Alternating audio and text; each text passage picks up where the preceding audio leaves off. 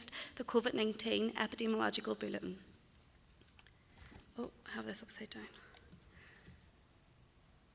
So I'm the Senior Epidemiologist in the COVID-19 team in surveillance and health protection within the Public Health Agency in Northern Ireland.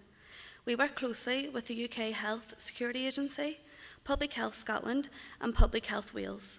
We support the protection of the public's health by monitoring infectious diseases in our community, and we also provide support for investigating and managing outbreaks. So this leads me on to the COVID-19 pandemic and how our information for action changed over the course of the pandemic. I put together this brief timeline of events showing our first positive COVID-19 case in Northern Ireland on the 27th of February 2020, and the first COVID-19 related death on the 19th of March, and the beginning of lockdown on the 23rd of March 2020. From then until the 15th of February 2022, there were different levels of societal restrictions in place to reduce the transmission of COVID-19 in the community. Within that first month, so from the 27th of February until the 23rd of March, there was a need for intelligence to inform public policy and public health measures at the time. There was also a need to provide real-time evidence about the impact of COVID-19. The first weekly COVID-19 Epidemiological Bulletin was produced on the 17th of May 2020.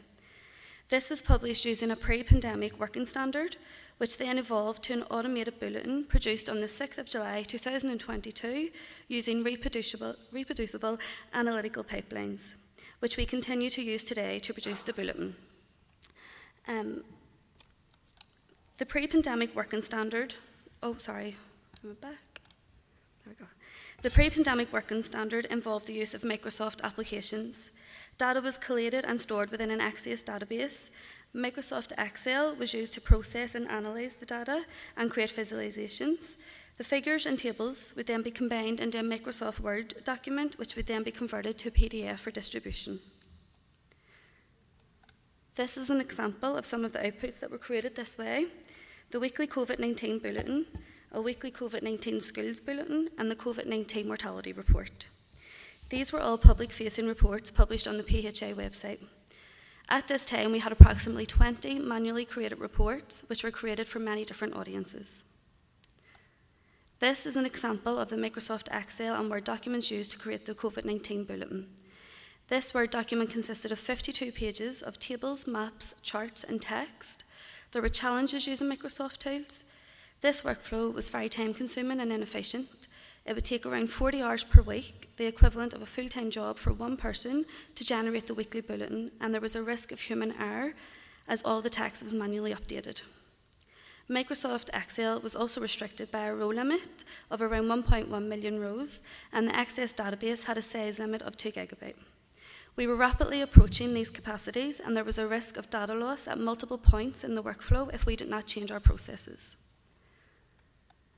So this brings me to the transition period.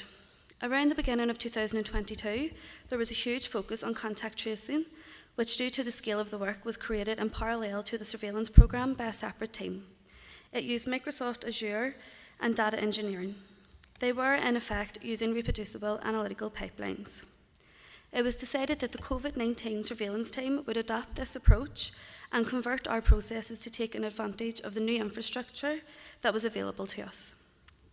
This would unify data sources, streamline code, and create a standardised branding and styling for Public Health Agency, and also reduce the number of outputs. However, this wouldn't be a quick or easy task to do. Another important aspect of this transition period was the human factors. Adapting the new approach and using reproducible analytical pipelines meant recruiting new staff with technical expertise and training existing staff in new systems and technologies. This was a challenging time for current staff as they had to maintain current workload whilst adapting to the new processes and developing their own learning. Our team developed new processes using reproducible analytical pipelines. We now use Synapse databases to store data, and these SQL tables are stored securely in a cloud-based system using Microsoft Azure. We have data engineering support available to our team. Our R scripts are stored and shared. We use GitHub alongside DevOps repositories to work collaboratively, allowing the sharing of data, of documents, and of templates. We use RStudio to create code that loads data, processes data, and creates data visualizations and reports. We use RStudio Connect, now known as Posit Connect, to create automated reports which put our R scripts together and create a final output that can be set to a schedule and delivered to a mailing list. These new processes used in the pipelines save time due to automated workflows, allows for collaborative working, and reduce the risk of human error. We now have around 10 automated outputs in the COVID-19 team, reduced from dozens of separate reports during the earlier part of the pandemic. This is an example of our bulletin, and as you can see, there's a standard layout and template for all of our charts. This output that almost took a full week can now be produced in 2 to 3 hours. This is a great image showing the defined steps involved in using reproducible analytical pipelines. Each step is as important as the next. Added on are other layers, like backing everything up, which is what we do by using Git, or by making it easy to understand, update and reproduce, which is what we do using R scripts and R Markdown. That being said, the story doesn't stop with the pipelines. Firstly, there are multiple parties involved, meaning there are lots of moving parts which can have a knock-on effect up and downstream. We operate in an environment with frequent changes to the data that is being imported and how it affects the pipelines, which then affects the R scripts and affects the outputs and affects everything. It is important to remain vigilant with the data, even though, or rather because, the outputs are automated. Quality control steps and checks need to be built into all of our work to ensure that silent upstream changes are not missed, and communication between all stakeholders is crucial to the maintenance of the pipelines and all associated work. This approach has been implemented by other teams within our wider team, with more than half of the team's regular reporting now being done this way. This saves time, improves access across the team, and ensures a standardised branding and styling for our information products. Looking to the future of the reproducible analytical pipelines within the Public Health Agency, we are working to the Digital Strategy HSE Northern Ireland 2022 to 2030 Act. This strategy is focused on the intelligent use of data, which allows patients and staff to make informed decisions, which results in better health and care outcomes for our population. There are key aspects to the strategy that include education, data quality, analytics and insights and governance to ensure that we are harnessing the power of the fast data that we collect and record.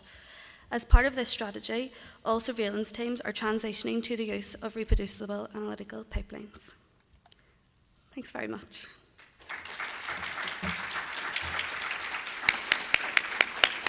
Questions, don't go anywhere. Some questions for you. Okay. How do you manage changes? For example, if you're asked to add another measure to your report, does that take long to add, or is it relatively simple to add extra items? It depends. If it is a whole new concept, we would have to go and look at the data source and the tables that we're reading in and create new outputs. Mostly what we deal with is issues with the data, so a column name might be changed, and that means that we have to go back and fix everything in all the scripts. But it doesn't take that long, and we have very skilled people on our team who are able to get it done quickly, so their outputs aren't affected. Just to remind people that the questions are coming through on Slido, and the number is 3716942 if you want to add your question or uptick some. I'd like to ask a question about how do you feel as a person being involved with RAP? How do you feel that it's changed your way of working? So I joined the Public Health Agency and these were already being used. So this is really all I know within the Public Health Agency. But for the COVID-19 team, we have all of our outputs automated. They're emailed every single day that they're scheduled to come, and we have quick access to our data. If we get any inquiries or if there's any queries, we have quick access. We can quickly put something together and distribute the data. It allows the teams to work collaboratively, so we're not focused on one person's computer and one person holding all the information. We can all clone the repos onto our analytical machines, and we can all work on the same versions of the documents. It's just a great way of working. Yeah. That's wonderful. No other questions? I think we're finished. Thank you so very much. Thank you for staying as well.